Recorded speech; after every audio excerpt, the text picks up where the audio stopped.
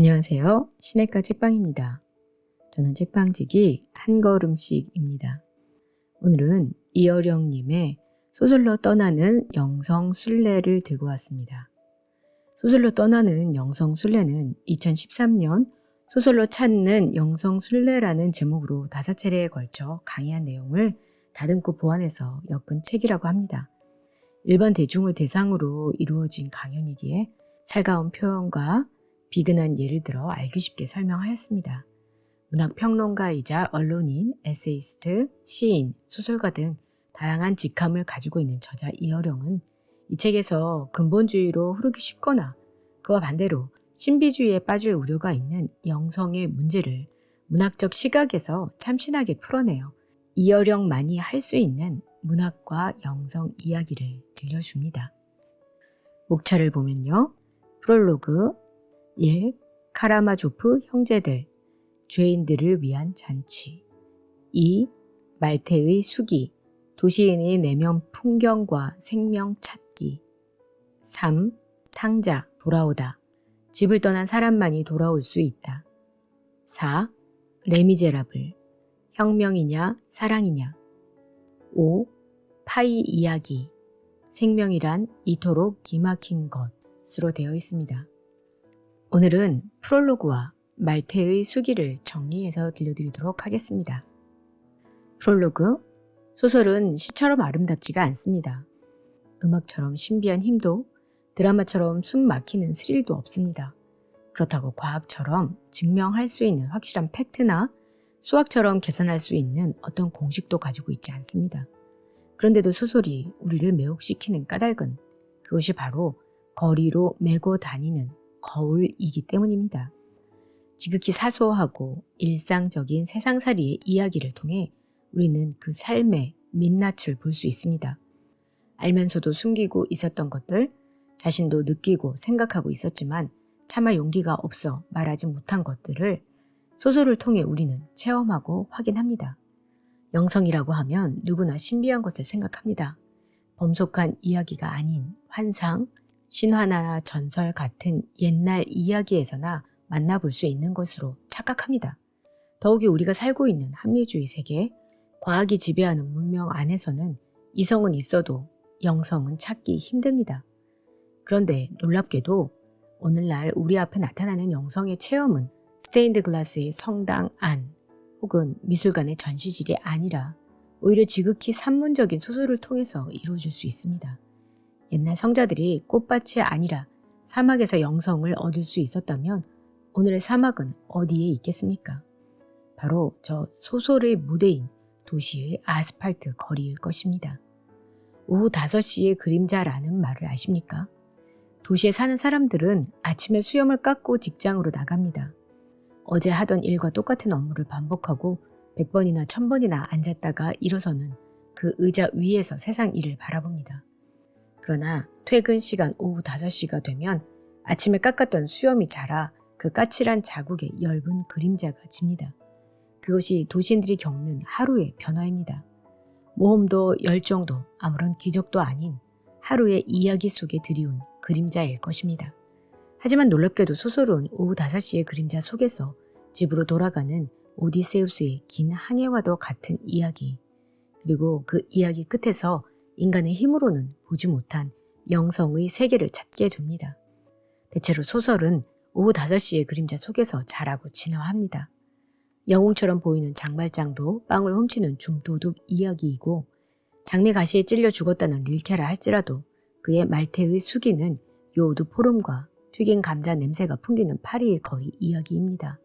친부를 살해한 엄청난 비극의 이야기인데도 소설 카라마조프 형제들은 진짜 범인은 눈에 띄지도 않는 사생아, 간질병을 앓고 있는 병자이며 머슴인 하찮은 인간입니다.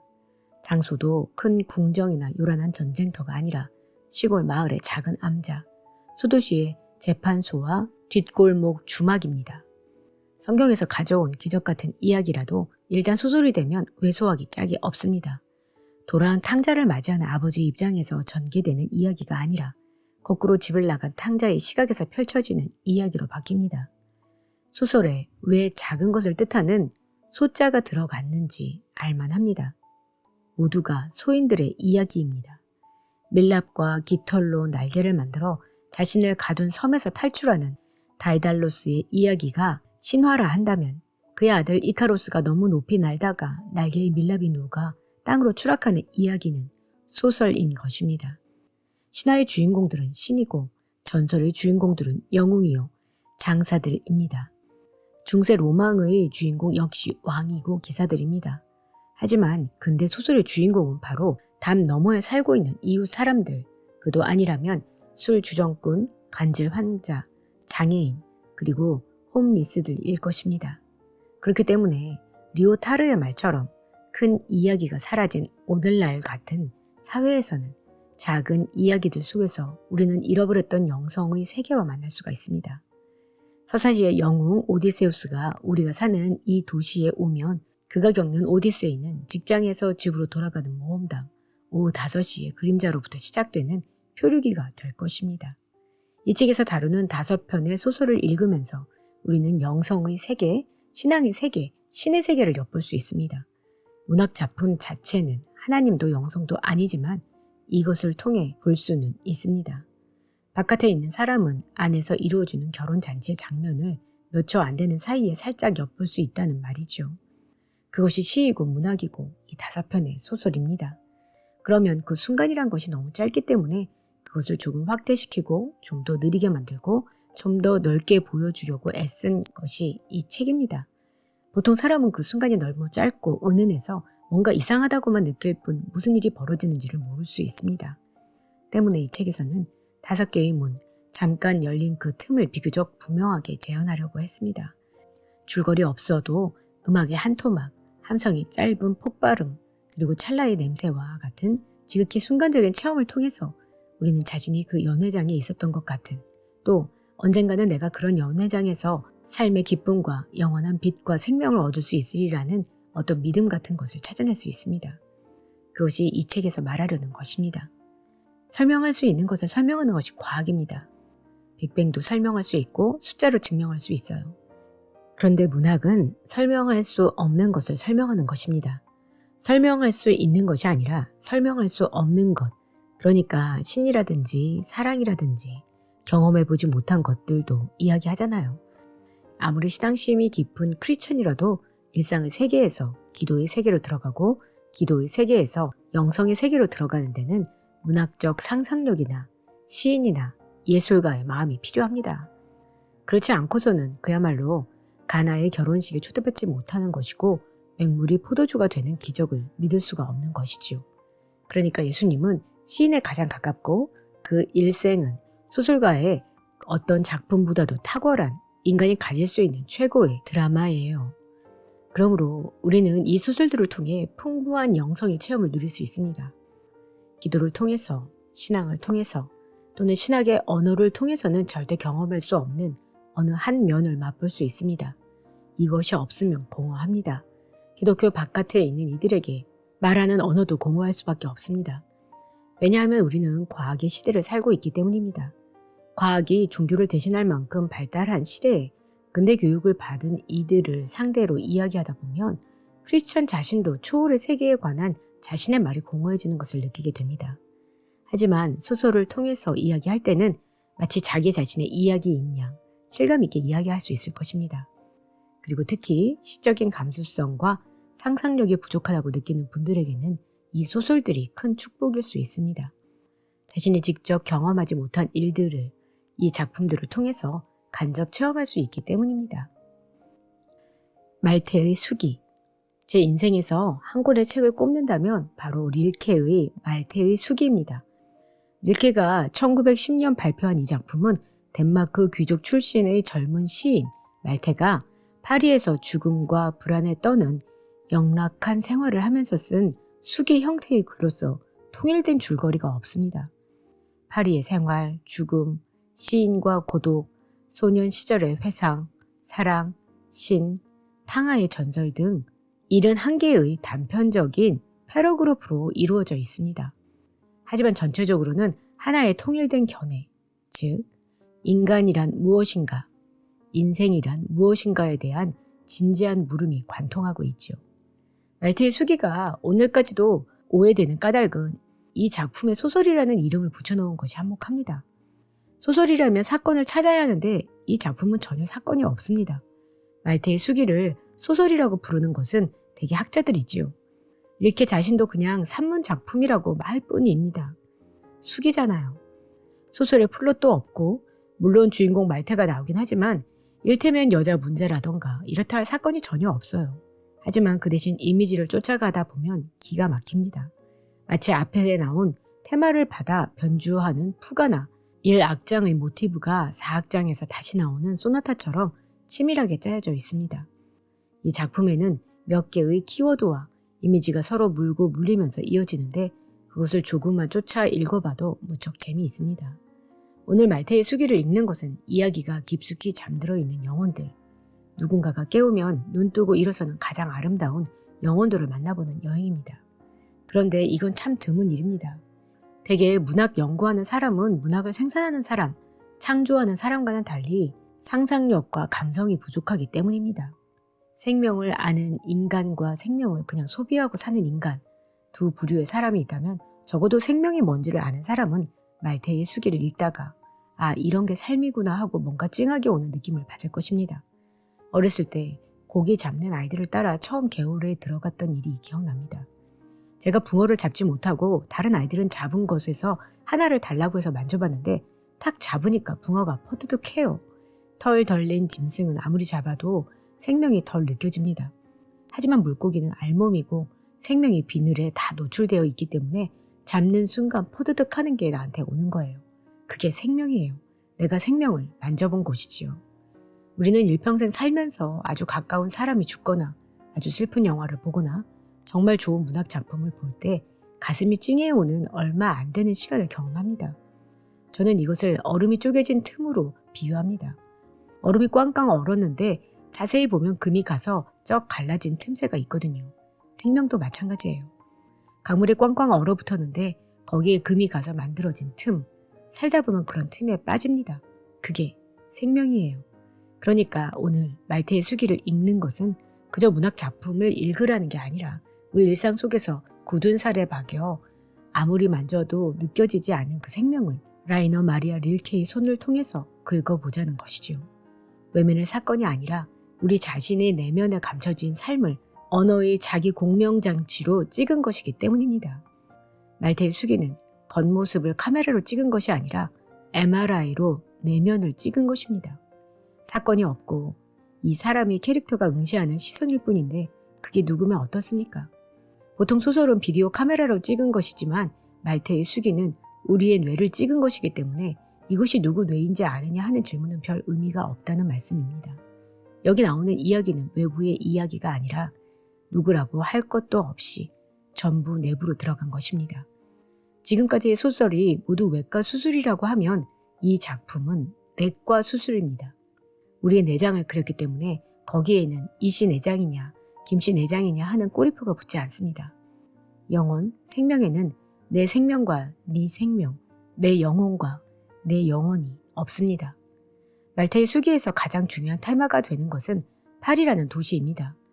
농촌, 시골이 아닌 도시입니다. 이 작품은 도시가 무엇인지, 도시 생활이 어떤 것인지를 우리에게 알려줍니다. 우리에게 말테의 수기가 가깝게 느껴지는 까닭은 지금 우리가 도시 이야기를 하고 있기 때문입니다. 도시란 이런 것입니다. 사람들은 살기 위해서 여기로 몰려드는데 나는 오히려 사람들이 여기서 죽을 것 같다는 생각이 든다. 도대체 파리가 무엇인지 온 유럽의 사람들이 파리파리 하면서 모여듭니다. 사람들은 여기에 삶이 있다, 여기에 생명이 있다며 모여드는데 자신이 보기에는 꼭 죽으러 오는 것처럼 보입니다. 실제로 파리에 오면 천천히 진행되는 도시의 죽음만 있을 따름이라는 것입니다. 그러니까 책을 다 읽지 않더라도 말테의 수기가 무슨 이야기야? 라는 물음에 우리는 이렇게 답할 수 있습니다. 살려고 사람들이 왔는데 조금씩 죽어가는 이야기래. 우리가 생각하고 있는 것하고 다르대. 여기 도시라는 것은 사람들이 다 죽으러 오는 곳이래. 공해만이 아니라 정말 우리의 생명의 켜마다 그 흐름이 안 잡고 점점 몰라지게끔 만드는 것이 도시라는 것이지요. 아무튼 이렇게 파리에는 냄새가 있습니다. 요오드포름 냄새와 병 냄새.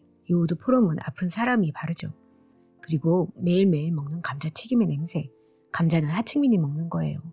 이 요오드포름 냄새와 감자튀김의 냄새가 합쳐지면 불안의 냄새가 됩니다. 불안은 어디에서 옵니까? 여러분들이 생명이란 것이 유리그릇 같습니다.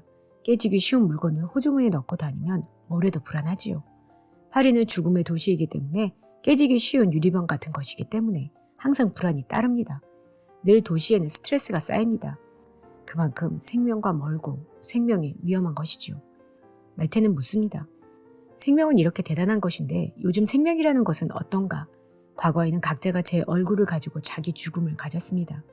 어떤 사람은 소리를 지르며 죽고, 어떤 사람은 울면서 죽고, 어떤 사람은 혼수 상태에서 죽고, 100사람에게는 100가지 죽음이 있었습니다.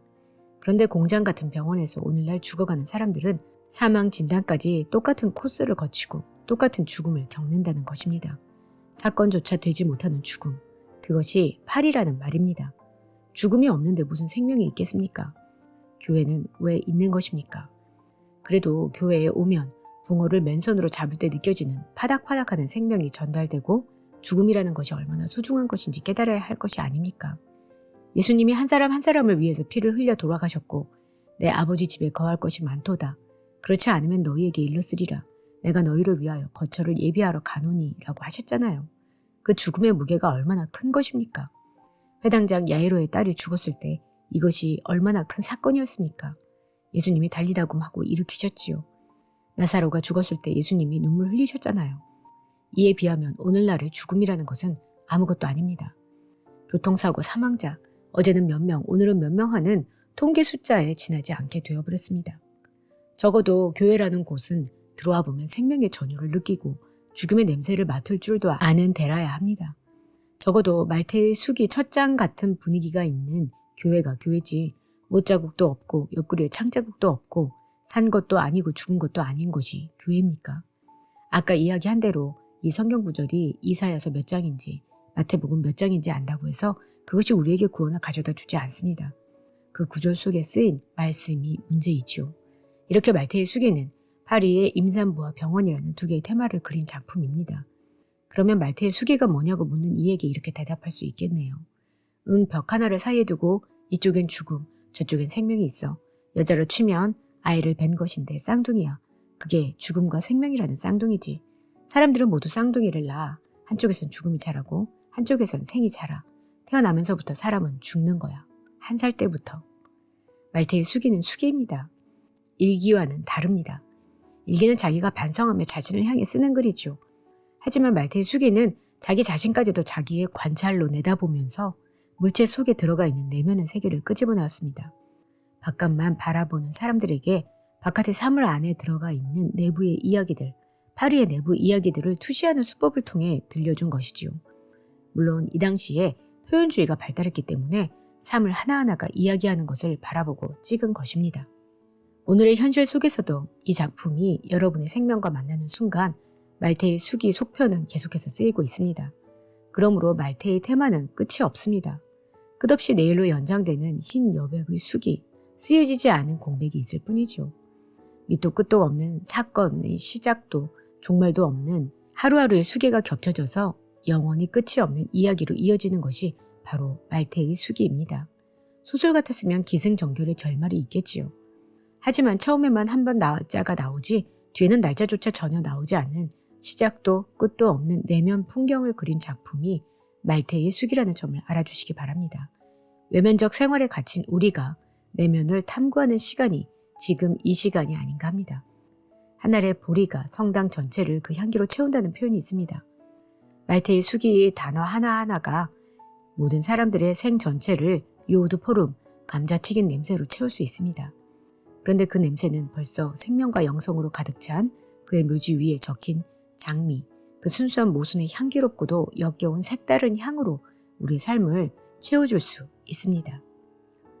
네, 오늘은 이어령의 소설로 떠나는 영성순례 중에서 프롤로그와 릴케의 말테의 수기를 정리해드렸습니다.